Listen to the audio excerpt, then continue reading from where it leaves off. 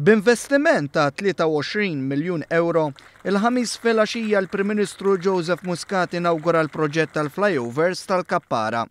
F'ċerimonja sempliċi iżda sinifikanti li fissret li dan il-proġett sar bil-ħidma sfiqa lejl u nar tal-ħaddiema f'inqas minn sentejn, il-Prim Ministru spjega li din l-amministrazzjoni uriet li proġetti ta' dan il-livell jistgħu jinbdew u jitlestu fil-ħin u skont il-budgets stabiliti.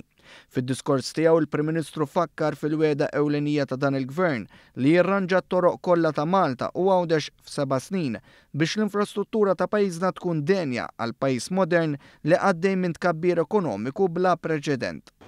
Dak hu li rridu nagħmlu fuq Malta kollha permezz tal-akbar proġett ta' infrastruttura li qatt kellu kwalunkwe gvern. Dak illi nagħmlu it-toroq kollha tal-pajjiż fuq perjodu ta' 7 snin. Għax nemnu li l-livell tal-infrastruttura ta' pajjiżna għandha tirrifletti dak li qed tilħaq ekonomikament u soċjalment is-soċjetà tagħna. Mill-arterja prinċipali li prattikament taqgħod in-naħa t'isfel man-naħa ta' fuq jgħaddu minn tal-inqas 90,000 vettura kuljum.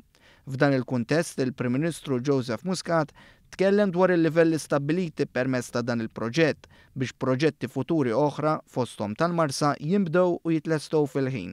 Hawnhekk semma wkoll il-ħsieb tal-Aġenzija li mistennija titwaqqaf biex timplementa l-pjan ambizzjuż iżda fattibbli tal-Gvern biex jirranġa t-toroq tal-pajjiż. Sa dan it-tant tkellem ukoll il-Ministru responsabbli mit-trasport u l-infrastruttura Ian Borg.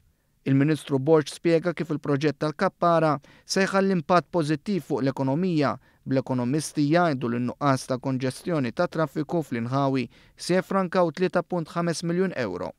Il-Ministru saħaq ukoll ix-xogħlijiet wettqu bl-inqas inkonvenjent possibbli wara li dan il-Gvern ħadd deċiżjoni li ħadd ieħor naqas li jieħu biex indirizza l-problema tat traffiku f'din iż-żona.